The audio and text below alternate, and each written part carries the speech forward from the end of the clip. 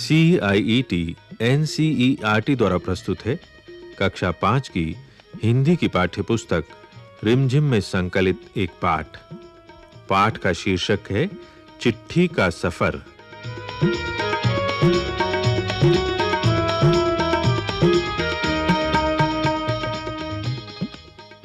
अपनी 10-12 साल की जिंदगी में तुमने कुछ पत्र तो लिखे ही होंगे।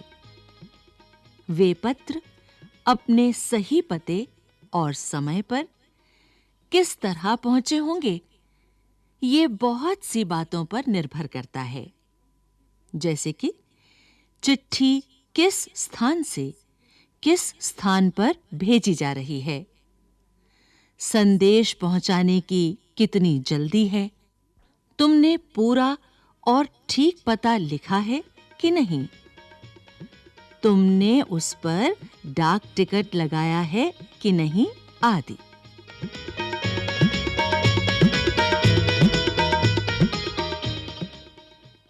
अब प्रश्न ये उठते हैं कि आखिर चिट्ठी पर डाक टिकट लगाया ही क्यों जाए? पूरे और ठीक पते से क्या मतलब है? जरूरत पड़ने पर संदेश को जल्दी कैसे पहुंचाया जाए? स्थान बदलने से चिट्ठी के पहुंचने पर क्या असर पड़ता है?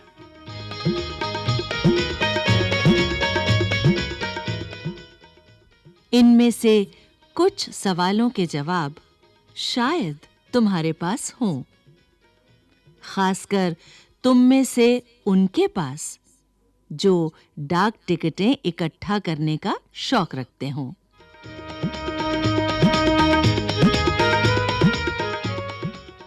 इन सवालों के जवाबों के लिए जरा लिफाफों पर लिखे इन दोनों पतों को तो देखिए। पहला पता महात्मा गांधी जहां हूं वहां, वर्धा। दूसरा पता श्रीमान निदेशक महोदय, राष्ट्रीय शैक्षिक अनुसंधान एवं प्रशिक्षण परिषद, श्री अरविंद मार्ग, नई दिल्ली 110016।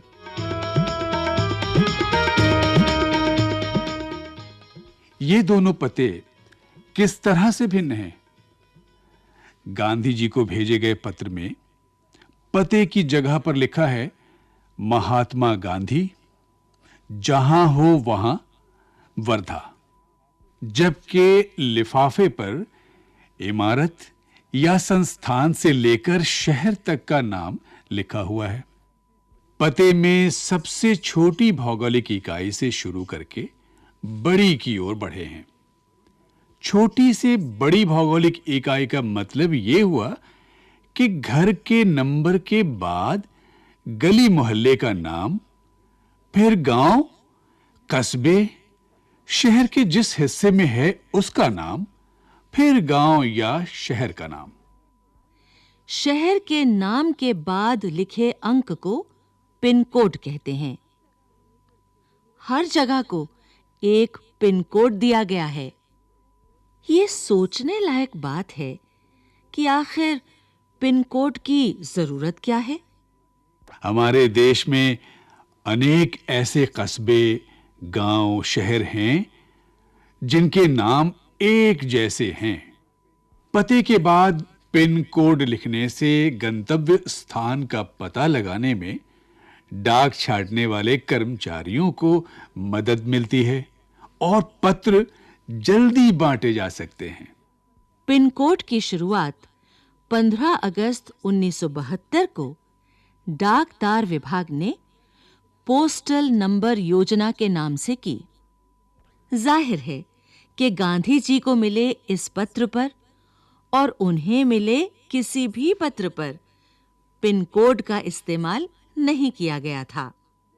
फर्क सिर्फ पिन कोड का ही नहीं है। समय के साथ डाक सेवाओं में निरंतर बदलाव और विकास होता रहा है।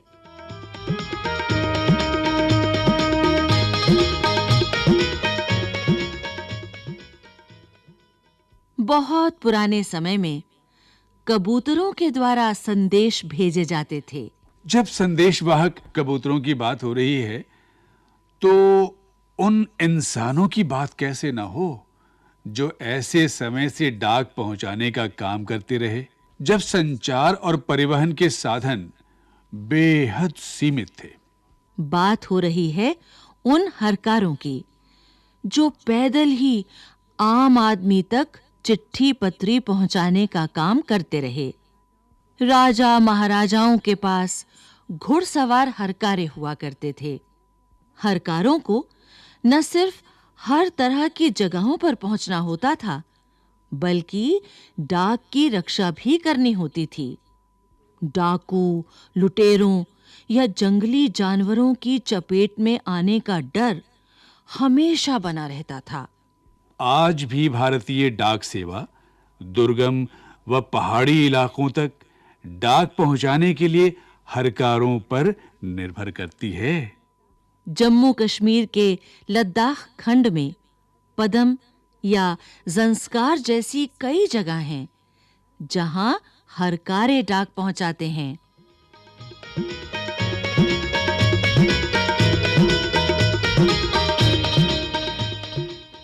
आजकल तो संदेश भेजने के नए-नए और तेज साधन आसानी से उपलब्ध हो गए हैं।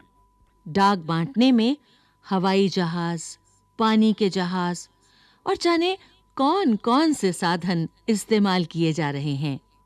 डाक विभाग भी पत्र, मनी ऑर्डर के साथ-साथ ईमेल, बधाई कार्ड आदि लोगों तक पहुंचा रहा है।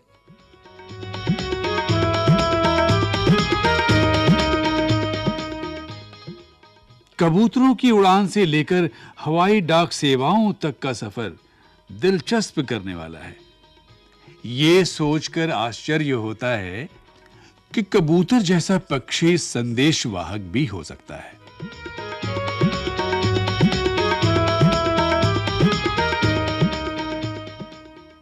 कबूतर की कई प्रजातियां होती हैं और ये सभी संदेश लाने ले जाने का काम नहीं कर सकती। गिरहबाज या हूमर वो प्रजाति है जिसे प्रशिक्षित करके डाक संदेश भेजने के काम में लाया जाता है। आखिर कबूतर अपना रास्ता ढूंढ कैसे लेता है? उन प्रवासी पक्षियों के बारे में सोचो और पता करो कि वे कैसे सैकड़ों मील का रास्ता और सही जगह तय कर पाते हैं।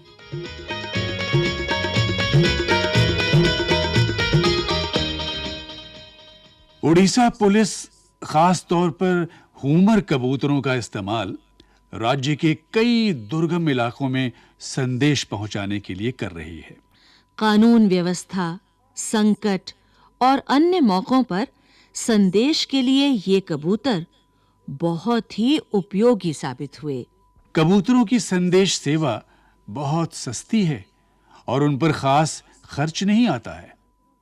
इन कबूतरों का जीवन 15-20 साल होता है और 8-10 साल तक वे बहुत अच्छा काम करते हैं। स्वस्थ कबूतर एक दिन में 1000 किलोमीटर तक का सफर कर सकता है। यदि कोई महत्वपूर्ण संदेश पहुंचाना हो तो 2 कबूतरों को भेजा जाता है ताकि बाज के हमले जैसी अनहोनी स्थिति में भी दूसरा कबूतर संदेश पहुंचा दे।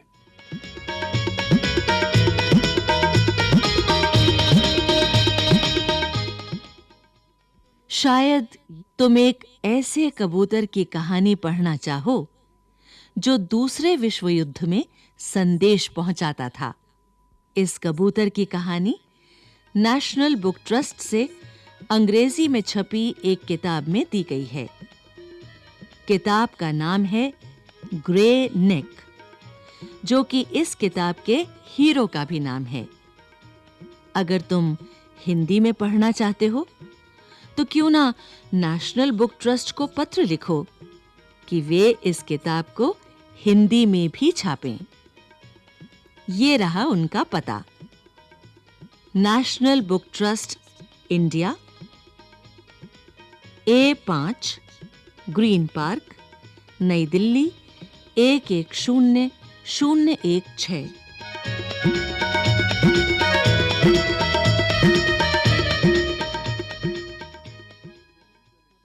पिन शब्द पोस्टल इंडेक्स नंबर का छोटा रूप है। किसी भी जगह का पिन कोड 6 अंकों का होता है। हर अंक का एक खास स्थानीय अर्थ है। उदाहरण के लिए NCERT को भेजे गए लिफाफे पर लिखा अंक है 110016। इसमें पहले स्थान पर दिया गया अंक ये बताता है कि ये पिन कोड दिल्ली, हरियाणा, हिमाचल प्रदेश, पंजाब या जम्मू कश्मीर का है। अगले 2 अंक यानी 10 ये तय करते हैं कि ये दिल्ली राष्ट्रीय राजधानी क्षेत्र के उपक्षेत्र दिल्ली का कोड है।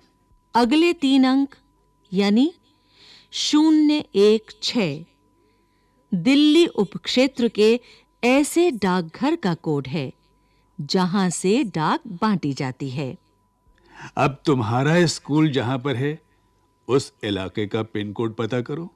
अपने घर के इलाके का पिन कोड नंबर भी पता करो। पिन कोड की जानकारी डाकघर से प्राप्त की जा सकती है।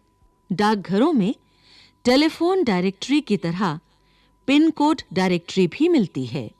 तुम्हारे इलाके का पिन कोड तो तुम्हारे मोहल्ले में लगे लेटर बॉक्स पर ही लिखा होगा। प्रमुख जगहों या शहरों के पिन कोड नंबर तुम्हें कहां-कहां मिल सकते हैं?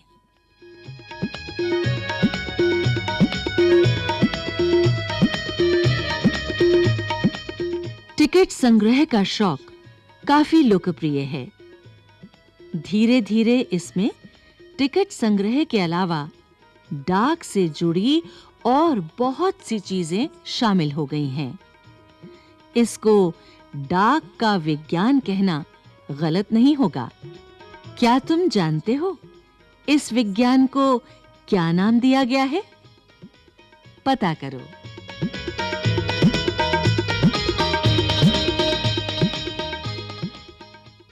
चिट्ठी का सफर। अभी आप सुन रहे थे ये कार्यक्रम। पाठ समन्वय डॉक्टर लता पांडे, निर्माण संचालन प्रभुदयाल खट्टर, कलाकार सुचित्रा गुप्ता और विजय सिन्हा, ध्वन्यांकन दीपक पांडे और अमिता भट्टी, निर्माण सहयोग दाऊदयाल चतुर्वेदी तथा निर्माण एवं प्रस्तुति वंदना अरिमर्दन।